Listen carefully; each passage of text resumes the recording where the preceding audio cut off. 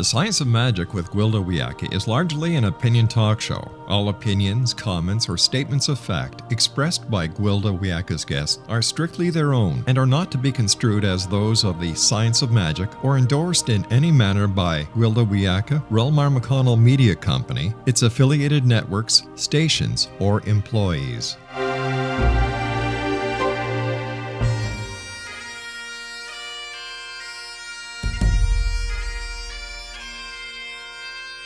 Welcome to the Science of Magic with Gwilda Wiyaka, a program dedicated to uncovering the unified nature of reality and humanity's ever-evolving place as truly galactic beings. For more information on the Science of Magic with Gwilda Wiyaka, visit us online at www.thescienceofmagic.net.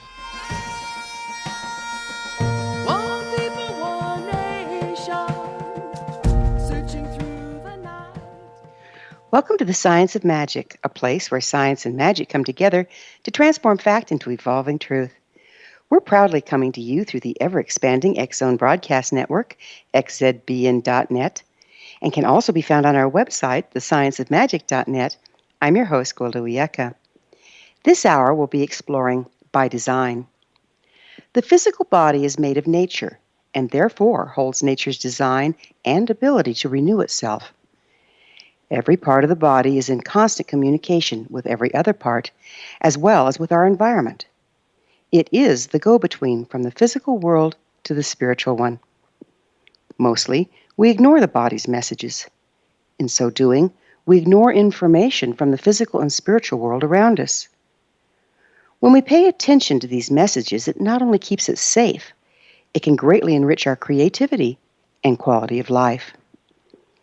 Most of us are not present with or in our bodies. Somewhere along the line, we lost the true form of embodiment. I learned early in my childhood that my body was often not a safe place to be. I became a master of disassociation. It probably was what enhanced my shamanic ability, but as a default setting, it became very detrimental. I was a skinny child. I didn't eat well as I was unaware I was hungry. I tended to be dehydrated, as I didn't experience thirst, although I lived in a desert environment.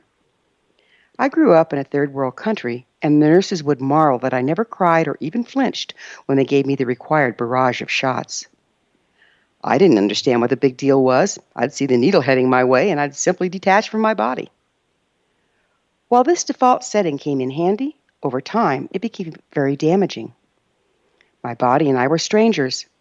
There was no way for it to tell me when it was in distress, and my health suffered as a result. While many attempt to leave the body in order to find spirituality, my path to health and enlightenment was in learning to inhabit and listen to my body. During our busy, often stressful lives, there's one thing we seem to have forgotten. We're actually designed to be healthy.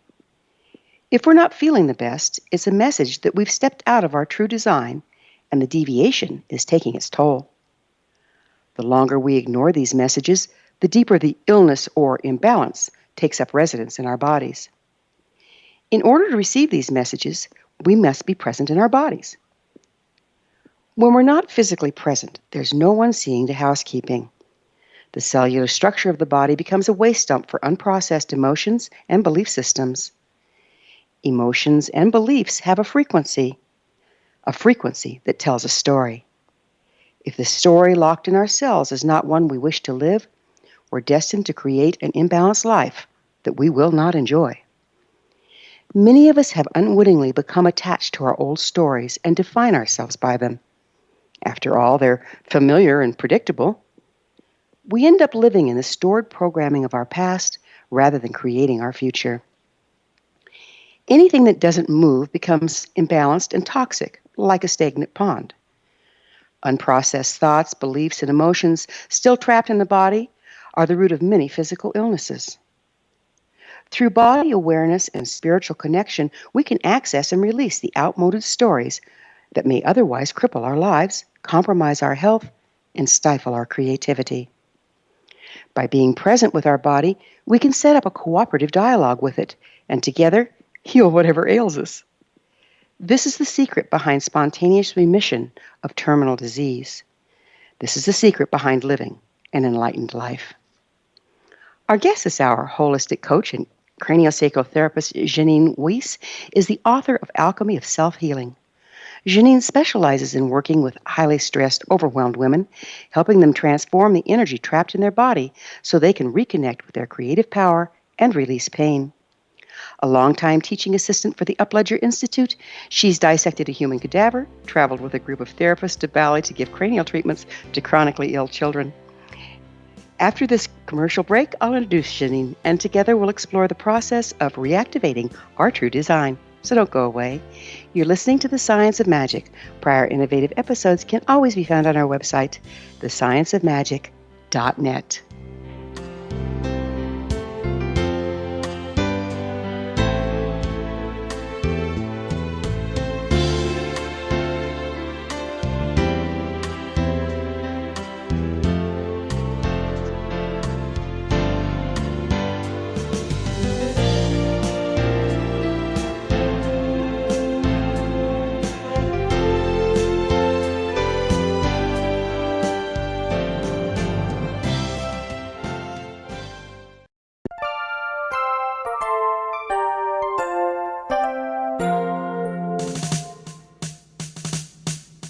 Though the world seems in turmoil around us, let's not lose our way.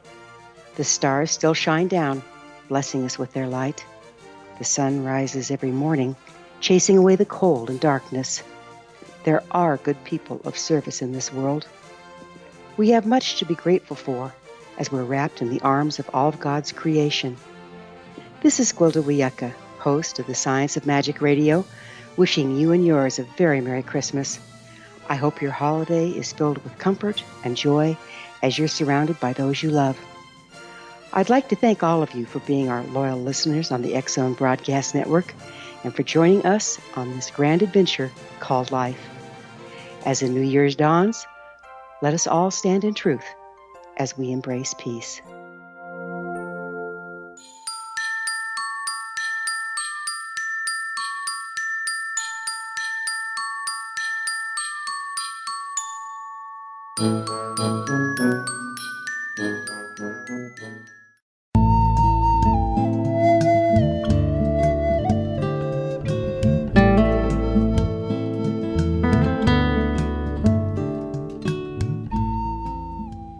Welcome back. This is The Science of Magic, dedicated to unification and evolution of consciousness.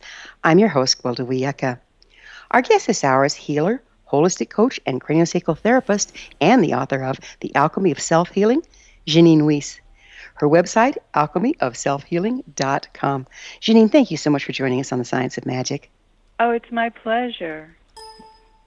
You know, it would appear that many of us suffer from a disconnection between the body and the mind. Why do you think that is? What do you think starts that? Well, it can be as early, it's a really good question. It can be as early as in utero that you get signals that the world is not going to be a safe place to be. But later in life and really throughout school, we're taught, not to touch yourself, not to self-soothe, not to in any way, to sort of like buck up and just be strong. And there's a real strength in being vulnerable, and it's just not part of the fabric of our awareness. We're not taught, to be sweet to our knee when we fall. It's always, oh, that darn knee bothering me, that darn knee always, flaring up, when really it's your sweet, wonderful knee. You only have two of them. You should be nice. Should be nice to it, right? Mm-hmm. It's a tricky dance between trying to appear strong and really honoring the messages from your body, which are oftentimes profound, and more profound than anything you could make up in your head. What impact do you think this disconnect that we kind of suffer, particularly in this society, what impact does that have over time on our health? Well, it's incredibly disruptive, isn't it? And we have the option of turning it around, but we're not taught. The men in white coats don't give us the information that we need. They don't have the information. That's what I say in my book about it's great to have experts, but who better than you to be your own expert on how you're feeling in your body? I had someone come to me the other day who has come to me before when she had breast cancer, and this time she had an elevated heart rate, and they called it some kind of syndrome. Well, between you and me, they call things syndrome. Anytime I hear the word syndrome, I think, oh, good, this is going to be easier than something, not titled with a syndrome. Because all that is a constellation of symptoms that they need to call something in order to bill insurance. I mean, literally. And so she came to me with a really high heart rate and went in the next day after one treatment, and her rate had dropped into high normal range. So what kind of treatment did you do? Well, I do craniosacral, and I also do shamanic work, but this seemed really straightforward, central nervous system. I work on 3 levels, the physical, the metaphysical, and the metaphorical, and so the metaphorical would be more the shamanic for me, but sometimes you just need a hand on. I put one hand behind her heart and invited her to have a conversation with her heart, which might sound really silly, but actually is the crux of what we do in craniosacral therapy, which is giving the body a platform, so to speak, to talk about, to be heard. So that's a little bit shamanic in a way too, isn't it? That we can actually let our imagination receive verbalization of what our body's trying to tell us? Well, it is a little shamanic, but, don't you think, I think everything is connected, which is why I really appreciated the shamanic work that I learned, because I look for things and how they dovetail. I think that when we look for inclusion rather than exclusion, we're way better off. So where did you train shamanically? With the Four Winds Society, Alberto Villoldo's society. Yeah, I'm familiar with Alberto. Yeah, and I worked with a man named Tomas Bostrom, and we did a wonderful work up in Ojai on the Four Winds, and doing the wheel. And what I'm really into now is the fact that everything is the mandala, everything is circular, everything is healing itself as a spiral, which comes from a circular motion. And so I'm looking for inclusion everywhere. And that's why I always recommend nature as a way to, heal and connect with your body. As you were saying earlier, it's really, sometimes people think it's so simple, it can't really, if it's that simple, how powerful can it be? And the answer is really powerful. Yeah. How long did you get to train with Alberto? It was over a period of 2 years. He does have a 2-year course, doesn't he? He does, yeah. Yeah, and it's, what is it? How many times do you meet? How many times do you meet? It's a while ago now, but it seems like it was every quarter. Yeah, that sounds right. That sounds right. And then it's like a weekend every quarter, or is it a week? I did the 4-day. Right. Yeah, right. Yeah. It's a nice amount of time for an intensive.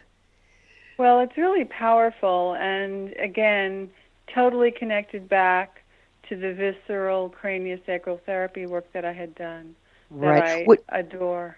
Would you mind, for those, I know what craniosacral therapy is, and I really appreciate the power of it. However, it's not commonly known. For our listeners, would you describe a little more about what it is and how it works? Sure. Well, craniosacral therapy is an educated, specific, non-invasive, really key point there, non-invasive therapy that supports your body's innate ability to heal. So everything in your body responds to this craniosacral rhythm. So the rhythm can be felt anywhere on the body, anywhere. And people can even be taught to feel their own rhythm once they're kind of tuned in and once we get their nervous system calmed.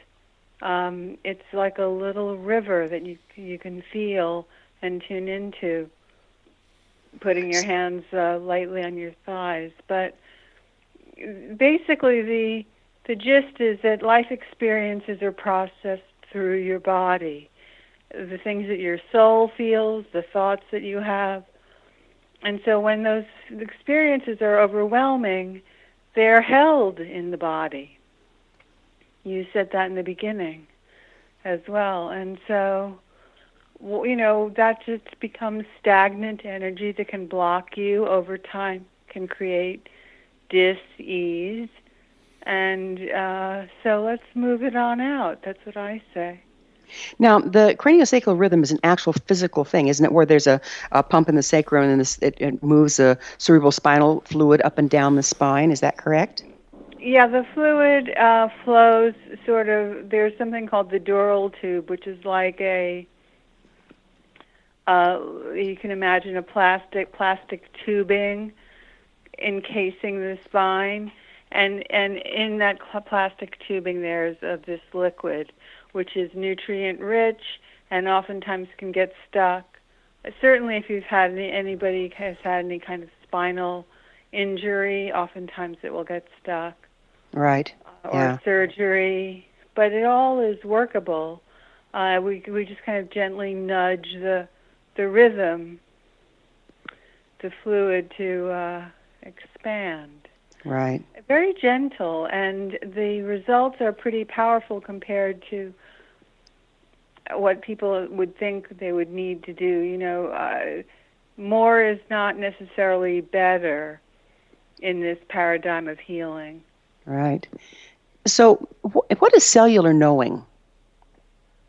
Cellular knowing is that sort of deep awareness. Well, it's twofold. There's a deep awareness of what's going on inside you once you start living a nature-based life and you start relating what your incoming challenges might be to nature. And on the other hand, there's something that's really underneath your awareness. So that's the awareness level. But there's also a level where your body is responding to cells just by rote. It just doesn't, and so that's either going to be good or bad. But your cells themselves can replicate maybe by mistake, let's say. That happens with cancer, where it just gets faulty information and changes the pattern and just keeps replicating until otherwise noted. So you can change that. I mean, the good news is you can change the information that the cell receives, and that's sort of a hierarchy of awareness that's maybe a little dense, because you think, well, how do I know? And it's one of those things where you just kind of tune in and feel. And a lot of this is about trusting that your body is a brilliant creation, and that it doesn't, people will think, oh, your body's making a mistake, and your body is not making a mistake. It's feeding off of whatever, it's the same thing with how it runs. Let's make an easier analogy with nutrition, right? What you garbage in, garbage out. Your output is going to be less if you eat Twinkies all day, right? So, again, the closer we stay to nature in our dealings with our body, the better it can run? Yes, and the better attuned we are to unseen support, which is everywhere but is deeply discounted. And in our society, we're just not set up, and you need to see it to believe it. You need to feel it and touch it in order to know it's real. And that's really just not true in the larger scheme of things. But again, as your first question to me, we're not taught. We're not, if a child is tuned into energy and what's going on beyond their five senses, oftentimes they're told, "Oh, that's just your imagination." Yeah, we're going to have to pick up with this on the other side of the break, and it's a really great point, so I do want to. Okay, Jeannine sure. and I will return to our discussion after this short break. We're coming to you through the land of leading-edge paranormal broadcasting, the X Zone Broadcast Network. Don't miss the other fine shows and hosts on xzbn.net. You're listening to The Science of Magic, thescienceofmagic.net. I'm Gwilda Wiyaka. We will be back, so don't you go away.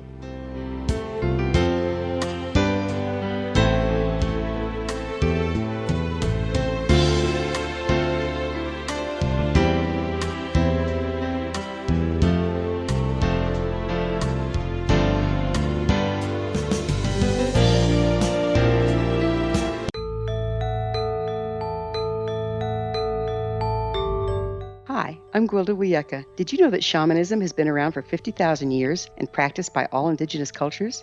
These ancients understood there's more to healing and health than just the physical.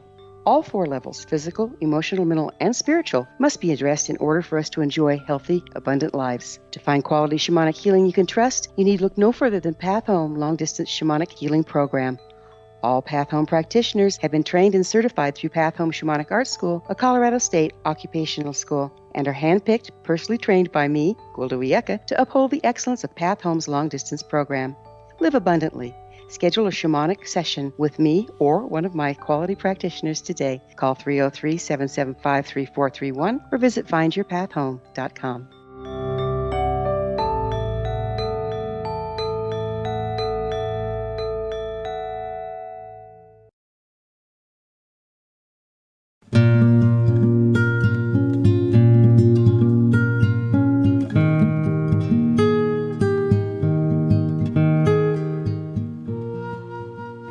Welcome back. This is The Science of Magic, a place where magic and science come together to promote enlightenment. I'm your host, Gwilda Wiyaka. Our guest this hour is healer, holistic coach, craniosacral therapist, and the author of Alchemy of Self Healing, Jeannine Wiest. Jeannine, we were just talking about how we can create things in our imagination, and that's invalidated from early on. And doesn't that cripple our ability to create?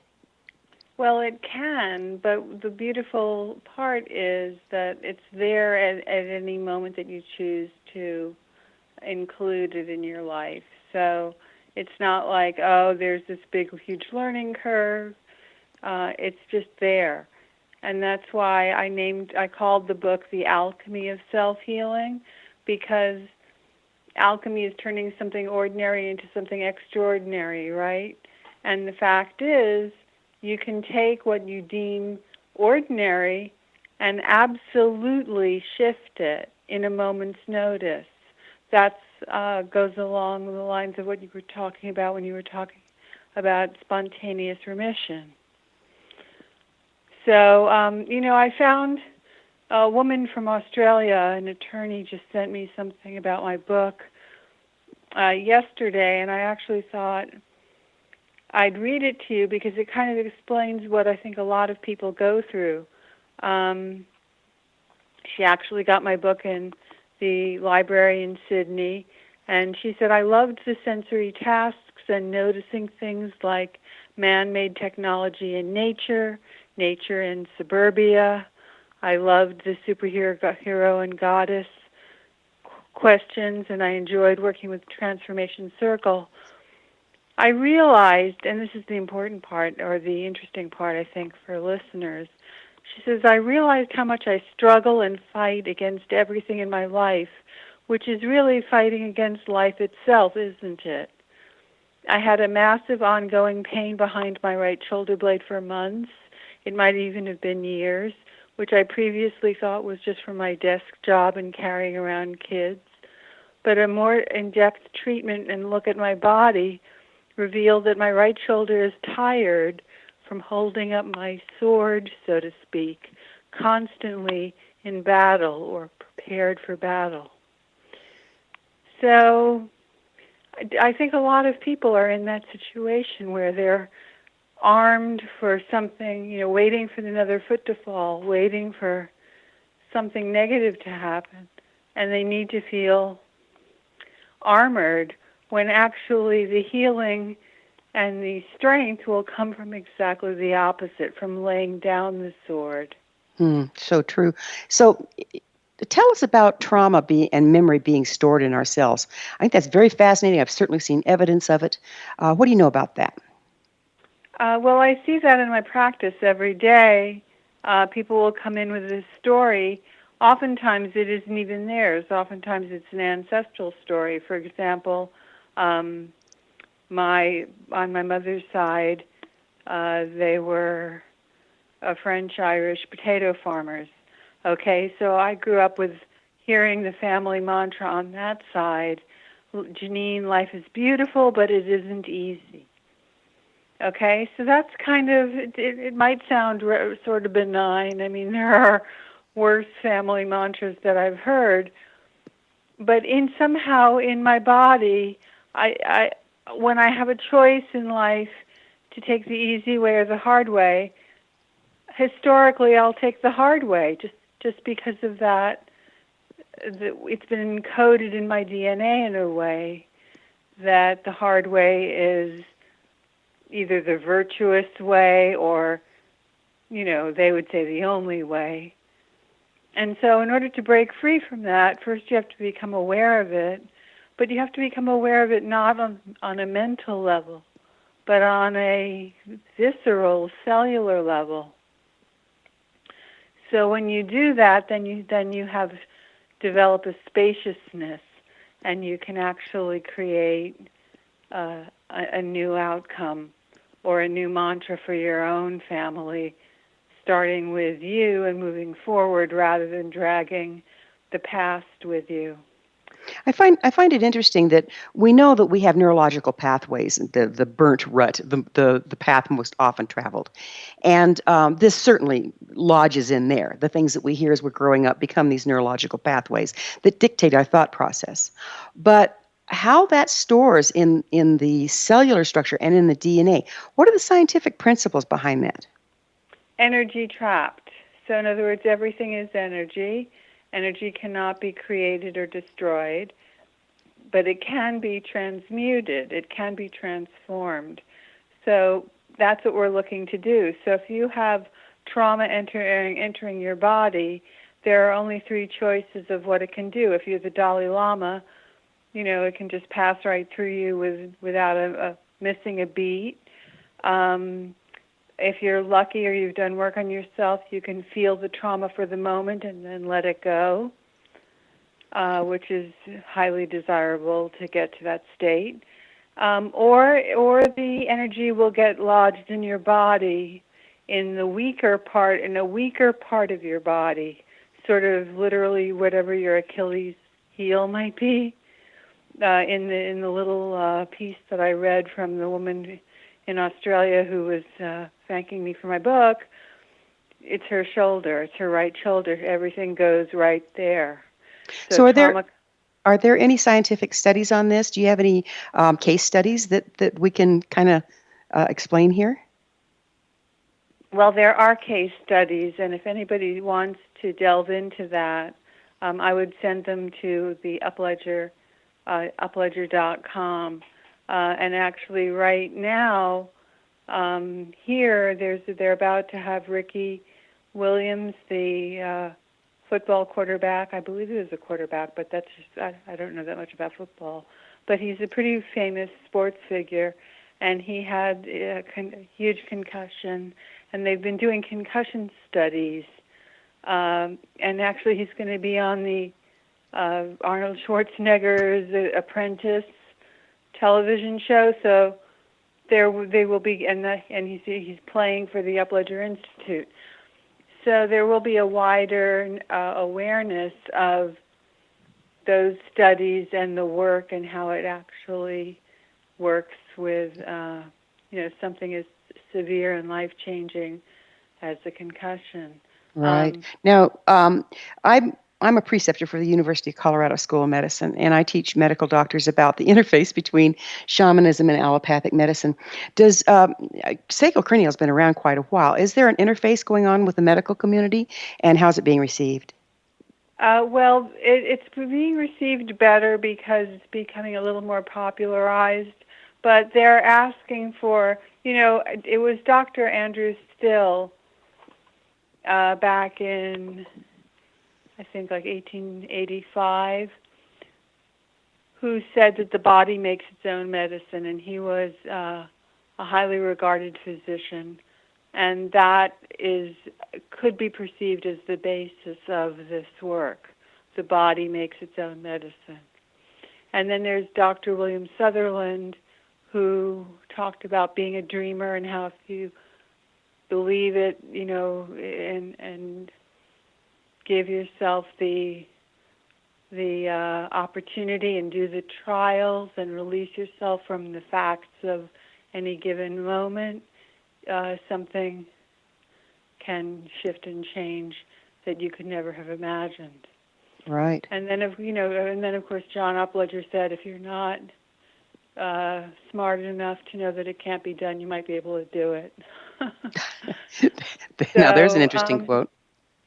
Yeah, and I think that, I guess, I don't have medical journals to cite to you because that usually when people come to me, they've been let down by the medical community. So they're looking for something different, and my telling them how many studies there are when they're staring at me in pain is not going to affect them directly. I'm finding help, I understand that, but I'm also finding that, boy, we're coming into a time when we really need to find common ground and cooperate with all the systems out there because I think it takes all of us. Absolutely, yeah. I agree, and I think that people are opening up into what they're calling integrative medical centers now, and that's a wonderful thing, and it's a great. Instead of saying that what we do is alternative, they're calling it integrative, and I think that is a huge step. I know there's a hospital here in California, a Kaiser Permanente hospital, which is a huge chain, and they have integrative medicine. Yeah, thank goodness for it. Thank goodness for it. The thing is, you make small inroads. For example, if you work in sports medicine, like I mentioned, Ricky Williams, that is an area where they're really looking for ways to be able to do something quickly on a field when there's an accident. And this is perfect work for that. So if it becomes known for healing a headache or healing a sports injury, I figure let's just take that, let's take the and slowly grow from there.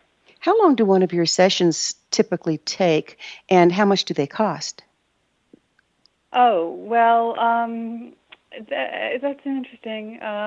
Let's see, about an hour to an hour 15. A first session is usually an hour and a half, because to me the session starts when the person walks in the door. Their cranial rhythm is usually pretty amped up because they're either in pain or they're nervous or they're wondering what this unusual therapy is going to be asking them to do, and the answer is not much. Just lie there and be present. And sessions run between $150 and $200, and I have a sliding scale for seniors. How many sessions can a person typically expect to affect the change? Well, this is an interesting question because, you see, this is not a one-size-fits-all therapy. So someone could come in conceivably in one session, and I've seen it, and have huge results, and I don't see them for 6 months. Other people, I would say on an average between 4 to 6 sessions are what you should allow. to see changes, because you see, in this work we honor resistance, which is very unusual. I believe that honoring resistance is key, because you, as you said, you need to work with everything out there. You also need to work with everything in there, inside yourself. And resistance is often a part of it. Well, resistance is not futile. We're going to have to take another break. Jeannine and I will be back shortly. You're listening to The Science of Magic, thescienceofmagic.net, the place where altruistic professionals of science and the esoteric create common ground for the betterment of our world. We're brought to you by the leader in paranormal, spirituality, and alternative health programming, the X Zone Broadcast Network, xzbn.net.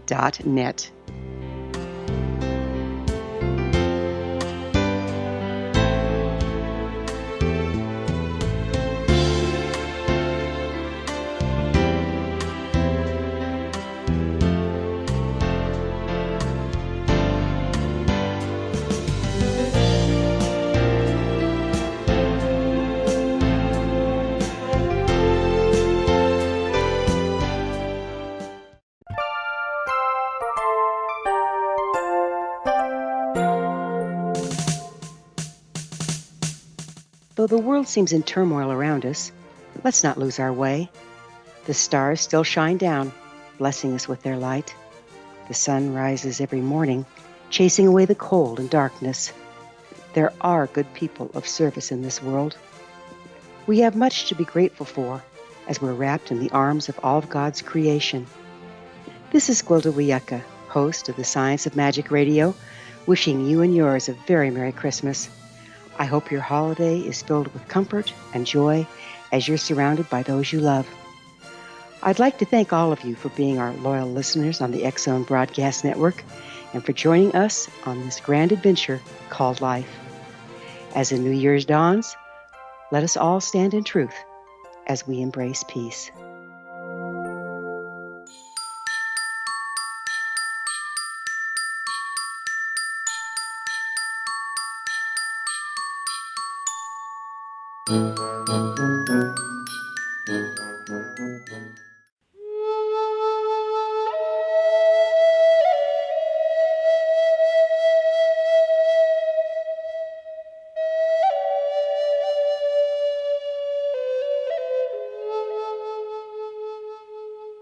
Welcome back. This is the Science of Magic, bringing together gifted people of service to the world. I'm your host, Gwilda Wiyaka.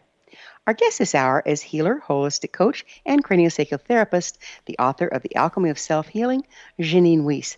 Jeannine, let's talk about stories.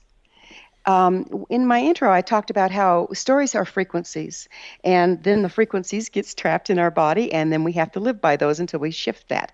Would you speak to that a little bit? Sure. Well, they can be shame stories. They can be, I'm not, for women, a lot of times it's I'm not enough stories. There's a really great quote from the writer Barry Lopez, and he says, everything is held together with stories. That is all that is holding us together, stories and compassion. Isn't that terrific? That's beautifully stated. Yeah, and it's very shamanic in nature. They believe that we tell the stories that create reality. Well, but we do, and they also believe that time is happening all at once. So in other words, for example, if you're ill, you can go back in time to some time when you were not ill and fully, quote-unquote, embody that and kind of remind your body of wholeness. And conversely, you can also do a future self-vision quest, which I do with people over the phone often, where you go ahead in the future to the part of you that's already done what it is that you're longing to manifest, and so you can come back with tips and shortcuts for how to move forward with that. So I think when you talk about stories, there are old stories that are trapped in your body that oftentimes you would like to release by releasing that energy, which is very purely scientific. And then there's the more fantastical, magical stuff. It's why I love the title of your radio show, the whole idea of blending. And so you can blend and create a story. And, it's different than saying an affirmation. I'd like to make that point. I think affirmations are sometimes do more harm than good. If they work, great. But I know so many people who say, I am happy, I am whole, I am complete. I am happy, I am whole, I am complete. And they get so frantic about it, and then they feel even worse when it's not working.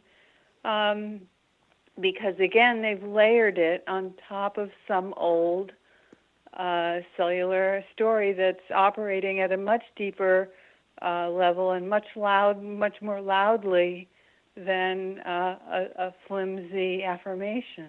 I'm glad you mentioned that. I think affirmations are very, very powerful and profound, but they have to come in the proper order in healing. In other words, you got to get rid of the old messaging, and then if you use the affirmation, it can help reprogram and to integrate. Is that what you're talking about? Exactly. You can't just layer it. It's like having a crummy foundation and just laying something on top of it and expecting it to take. It doesn't work that way. It just doesn't work that way. Right? I mean, there is some excavation that needs to be done, but it doesn't have to be painful. Sometimes people will say, I don't want to dredge up all that old stuff. But it's not like dredging. You don't have to go blow by blow remembering every single thing. You can just go back gently, really gently. That's why this is such elegant work. And suggest and inquire, what does the body need to let go of in order to fill in the blank, whatever you're looking to do? Our guest this hour is healer, holistic coach, craniosacral therapist, and the author of Alchemy of Self Healing, Jeannine Wiest. Her services and other goodies can be found on her website, alchemyofselfhealing.com. Jeannine, there's something that's kind of confusing for me, is, I'm sure for our listeners, in one sense we're saying, okay, this is stored in our DNA, and the other we're saying, well, if we rewrite the story, we can change it. Could you fill me in on that? Sure. Again, this is really speaking more to the order of things. There are different ways to address a problem or a challenge. And so for some people it will be ancestral, which would be the stored in the DNA part, and for other people not. So first you would address, so if it came up in the work that there was an old story that was like my potato farmer lineage of life is beautiful but it's not easy, therefore what I heard as a child is it's better to take the hard road, better to make things difficult rather than easy. That's something that was coded in my DNA. So when that came to me, I need to work with that before I can successfully change something and just rewrite a new story, right? If I were to try to rewrite that story before addressing what I became aware of with the ancestral potato farmer story, then I wouldn't have the results. I'd be basically like a chicken with its head cut off, just running around in circles. So it's two parts. The thing is that when you do this work, it's a little messy. You might not get the ancestral piece first. You might be working on some other things. We might just be releasing physical restrictions, right? So you have this opportunity, though, when something comes up, to realize, okay, where in the pie does this fit? That's why when I was talking earlier about mandalas and how I'm so fascinated about how I see mandalas in everything, this is an example where I would say, okay, in my healing mandala, for example, until I get that ancestral piece, I'll be doing work in other areas. But once I get that, I think it behooves me to work with that. Does that explain it a little bit more? It's more about the order of things. I think I think the what we're looking at here is we're kind of taught that DNA is set in stone and that it's passed down from our ancestors and you don't change it. You might have to be aware of it, work around what you might be set up for, as in other words, genetically predisposition to illness or something, but that it's set in stone. And yet what you're saying is that, and I'm not saying it's set in stone, but I'm saying that's the view. What you're saying is that it can be changed. So how do we reconcile those two? Well, I'm not sure we need to reconcile it. I mean, if you would like to change, if I wanted to, first of all, you have to recognize what the old story is, what the old ancestral piece is. So, for example, sometimes for me, just recognizing the potato farmer piece was a huge weight off my shoulders. It opened up and gave me a spaciousness that I didn't have before. How I would move forward with that, so that's, I guess, what I'm not sure why you would need to reconcile it, unless you have such a strongly held belief that you can't change things, in which case you're doomed to repeat whatever the history is, as we know. So it's not so much changing the DNA as recognizing what the programming is and choosing not to participate? Well, it's changing your relationship to it, which is everything. I think that's what life is, right? It's changing your relationship to it. So if you change your relationship to it, therefore this means X, maybe that's not true. Gee, that opens up the possibility then that there could be another way around a situation or a illness or a challenge. How would you tell our how would you tell our listeners, what's a really good way to start recognizing when we're living out of a story that we may or may not want to be living out of? When you have knee-jerk reactions, when you have knee-jerk reactions that are baseless. If you start yelling, if you yell at somebody for no reason, or you find yourself angry in a situation where nothing really has happened outwardly to impact you, then you know that there's some old story in operation that is running your show. So in other words, you're not responding the way you would choose to? Well, a knee-jerk reaction is oftentimes something where something happens and you go, whoa, why did I say that? Or I just chewed that person out. Why did I do that? You know, and that's a knee-jerk reaction, a knee-jerk response. Something is in operation that you didn't choose to say to somebody. It just sort of fell out of your mouth, so to speak. I know sometimes when I was bringing my kids up, I'd just knee-jerk reaction, as you say, or be triggered into saying something. You weren't going to be happy till you spilt your milk. And then I went, I think I'm channeling my mother. Is that the sort of thing you're talking about? It is. And there's also, when you say spilled your milk, when you think about somebody saying, don't spill your milk, think about the little kid and how they feel. They're kind of stuck. They're being told not to do something which you can't really... You know, time flies, and we're going to have to go with spilt milk because we're out of time. Our guest this hour has been healer, holistic coach, craniosacral therapist, and the author of The Alchemy of Self Healing, Jeannine Wiest. Her website, alchemyforselfhealing.com. This has been The Science of Magic. Remember, you can always listen to past thought-provoking episodes on our website, thescienceofmagic.net. Until next time, dear ones, may you be blessed with knowledge and comforted with love as you re-enter your true design.